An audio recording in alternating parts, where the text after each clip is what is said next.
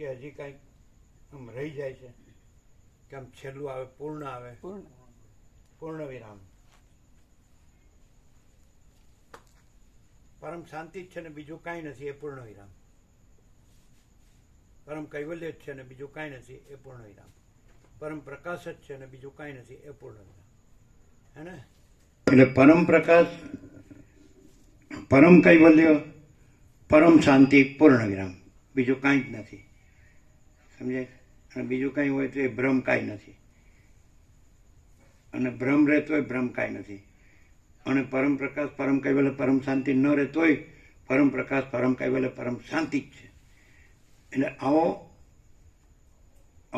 ટોચનો આખરી વિવેક જેનામાં ફૂલ આમ પ્રકાશ્યો હોય ને પછી તો એ પરમ શાંતિ જ છે.